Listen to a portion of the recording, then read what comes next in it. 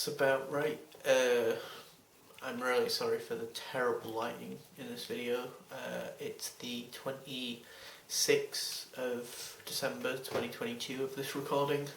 I'm doing a video on the Doctor Who 60th trailer, anniversary trailer, which is just insanity to me. Because, before I forget, in regards to the lighting, I have opened the blinds, or one of the set of blinds, and the lighting is probably quite orangey and warm looking because of just using a bedroom light, so yeah, apologies for that. But yeah, I genuinely am super happy about or just bewildered even by the 60th, and that we're like a year away to it.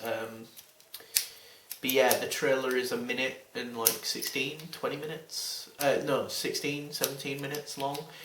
This time around, they've added a few new elements, but kept some other bits. I mean, at this point, to me at least, and this is a very Russell thing with his trailers, there's already two bits that are already, in my mind, quite, for lack of a better term, in inverted commas, iconic, I guess. And that, or like earworms, that's what they are. They're not iconic, but maybe earworms is probably a better way of describing the effect they have on me, or what they are like now, which is, I don't even know who I am anymore.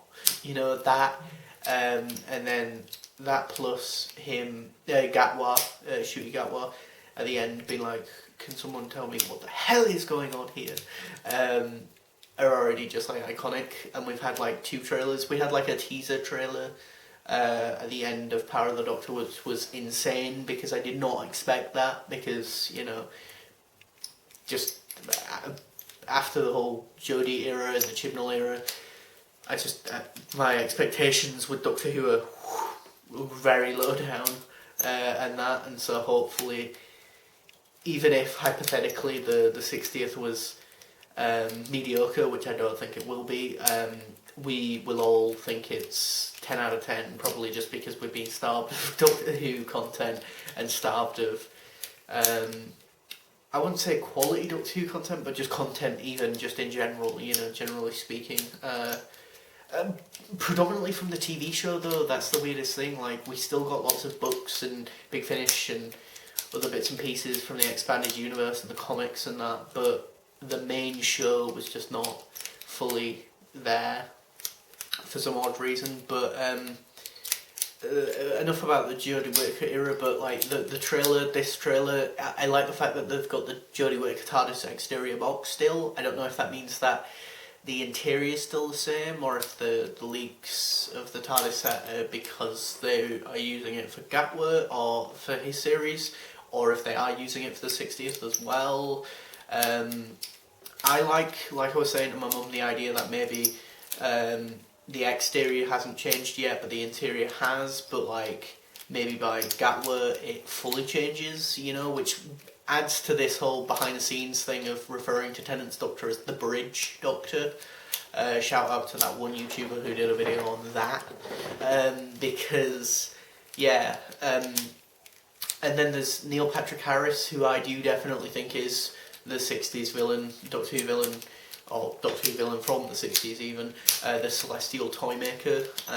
You know, he's got that sort of vibe to him, this sort of showmanship, this sort of, pompous, arrogant type thing, and if he wasn't playing that, then maybe an evil Time Lord, maybe, or just like a sort of playful, evil / camp Time Lord. That seems like something Russell would do, maybe, you know. Maybe if you could you imagine if it was finally the Rani? Like, what I think that would be a massive, in some ways, massive middle finger to the fan base, in so much as for so many years people have been like, oh, can you get back the Rani this, the Rani that, and then they gender swap the Rani and it's actually a bloke, and also a really famous person, and just in maybe 3 episodes or specials in inverted commas, I don't know. It's very cinematic looking, it looks like a lot of money has been thrown at it, which is good because that's what you want for the anniversary year. I assume this is the first special we're getting, you know, which if that is the case, does that mean that between this and then the next one and then the one after that we will get a teaser and then a trailer and then a teaser and a trailer for those? Like, if so, that's insanity again, considering my earlier points about previous era of the show and the lack thereof trailers and teasers. Or teasers and trailers even. It opens up with a very big establishing wide shot of London, contemporary Earth, London. Really nice, really cool. Very James Bondy, you know, spy, espionage. That's the vibe I get from this. You know, very contemporary, very modern, very Planet of the Dead vibes, but as I say, on a big budget, on a big sort of bombastic camp, not over the top in a bad way, but over the top, you know, cinematic, you know, just there's a lot going on. Hopefully it's an hour long special, or maybe an hour and a half, you know, seeing as Power of the Doctor was an hour and a half, maybe just an hour. I think 3 hour long specials would be good for the 60th, I think, for the main show, I think, or the main thing, the core of the 60th being those 3 you know, hour long things, and then we get ancillary stuff from, you know, Big Finish and everything else alongside it, you know, Titan Comics and so on and so forth, and they can be as much or as little as they need to be, and, you know, documentaries documenting stuff from the past of the show, some good points or good parts of the show history. Tennant is back, obviously, 14th Doctor, in that sort of burgundy, dark bluish costume with tartan pants, and again the line, I don't know who I am anymore, what, the what's are back, the running down corridors is back, you know. I feel like we've missed that again for a while, weirdly. It's weird, it's like a certain style and a certain actor can pull off running down the corridor very well, and Tennant is one of those actors, clearly. Donna's back, which is insane because I keep forgetting that she's back. You know, it's not just Tennant, it's Donna, it's also Wilfred Mott, and or Bernard Cribbins is in this, or has been seen filming, but obviously won't be in a lot because he unfortunately passed away a few months back. Neil Patrick Harris is in it. The actress who I don't know the name of, I'm sorry, and I feel really bad about, and I will get probably hashtag cancelled for saying this, but the actress who is in a wheelchair is in this, which is awesome. Great bit of diversity in the cast and bringing the show back again, almost. Not like almost like he did the first time around in the 21st century, but bringing it back to contemporary times with having someone like her in it. But I'm not just saying that because I'm woke or whatever, but I'm also happy because she just seems like a really genuine good actress. I've seen her in years and years. She's in Big Finish already as a Sixth Doctor companion, I think, and I'm not sure, she wasn't in Years and Years, but it's a sin, but she was in Years and Years, and she was in what was the show with Greg Davis? Oh, that's gonna annoy me now. The one where he's a blood splatter analysis person. She was in that as well. So you know, she's definitely an up and comer. Plus, she's disabled, but she's an up and comer. Is what I meant to say. You know, and she's also a woman, so you know she's a triple threat clearly. But that was a joke, by the way, before anyone hashtag cancels me. But yeah, I wonder if Rachel Talalay is directing this one, or if it's someone else.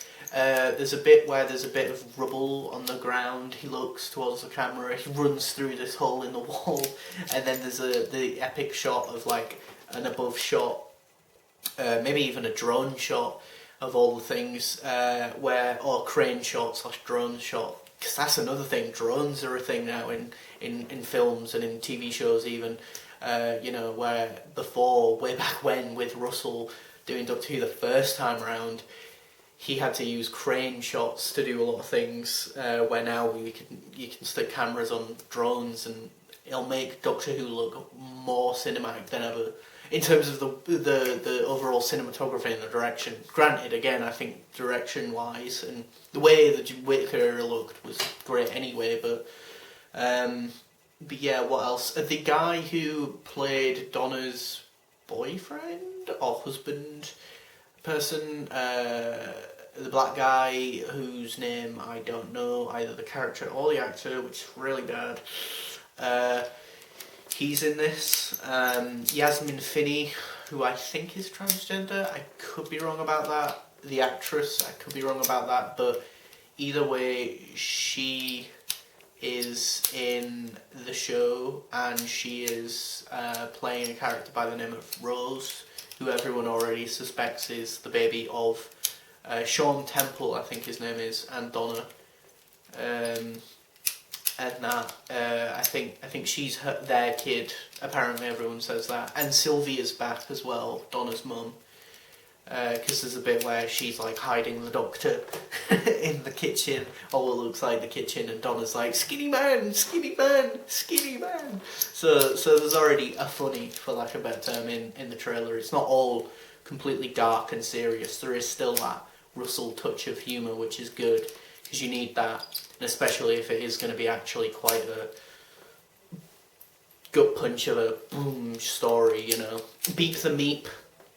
Spoiler alert, Beep the Meep is in the trailer as well, which, mind blown. You know, from the comics, the 1980s Doctor Who comics, I think, or maybe 1990s comics. Beep the Meep is a talking cat-like creature, if I'm not mistaken. I could be wrong. Brilliant. The Chad that is Russell T Davies has brought Beep the Meep back from the comics. Brilliant, wonderful stuff. I love that. There are another comic book baddies or villains in this. I don't know what they're even called, but they're the sort of bigger, sort of bulkier tank-like creatures with like sort of insect-like bodies and or heads with like glowing red eyes. They're in this, and they look quite intense, to say the least. You know, they kind of remind me of the body and shape of like the not Tetraps, the Pete Davison Visitation, those aliens, and also the sort of ones from the Girl Who Died, I can't remember what they're called, the ones from the Girl Who Died, but I can visualise them. But they're kind of like big tank-like creatures or robots, I guess. Unit's back, which is awesome, because I guess technically we'll have only just seen Unit, which is kind of cool. 2 Unit stories back to back, which is, yeah, really cool. All 3 of the anniversaries then, or big celebratory Doctor Who episodes, will have all had Unit in them in the modern series, which is really cool in my opinion.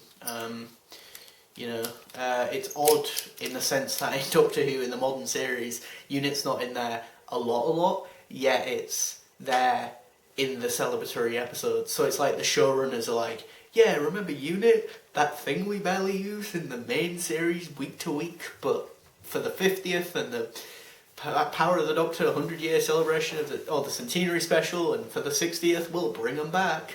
Remember them from 10 years ago? Or, you know, it's like, yeah, I do, but whether or not Joe blogs on the street and not we are going to remember them, you know, they're not obsessive Doctor Who fans.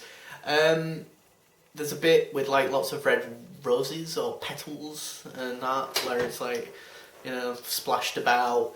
There's a bit where there's a person in an umbrella that I assumed was the Doctor, but I could be wrong, walks into what looks like an old toy store, or toy shop even,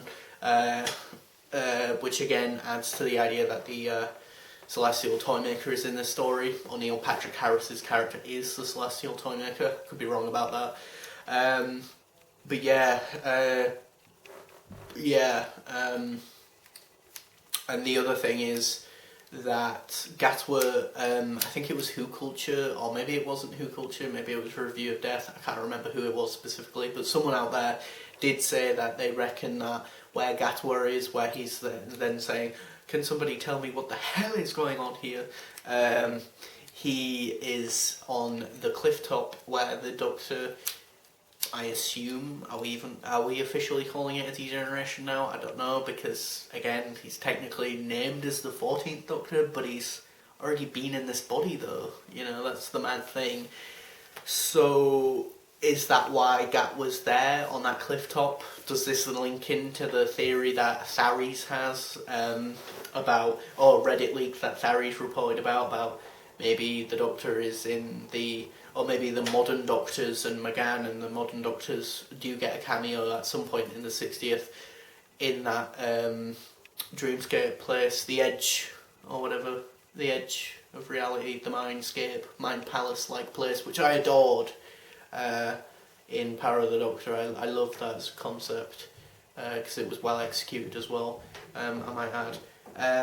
Units in it, there's some big explosions, there's some cars flipping about, there's and that's about it really, but yeah, it packs a punch, and I am very excited to see where the show goes next. And yeah, I think the trailer is phenomenal. It's a really good trailer. Hopefully maybe there's a third one, I don't know, I don't know, I mean, at this point I feel like less is more, but then it's like, as I just said right at the beginning of the video, we've been starved of so much Doctor Who content lately that, or not lately, but like from the Whittaker era anyway, that like now getting content I've been conditioned to kind of fear it almost, you know. But yeah, what else? Is there anyone else that I've missed off? I feel like I've missed someone else off. I don't know. Yasmin Finney's in the episode. She looks like she's moving into a house, so maybe she's just moved out and has left Mum and Dad and is venturing off, and then that then spills into Donna thinking about the past, which could lead to her thinking about the Doctor, which then could lead to danger, because again, if she remembers, she's going to die.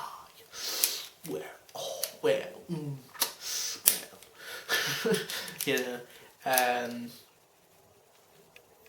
yeah, that's it. I'm going to leave it for now, because I really can't think of anything else to say about the trailer.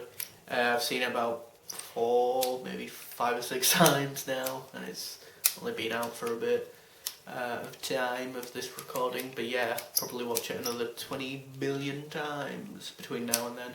But yeah, thanks for watching. Please do comment, rate and subscribe to the channel.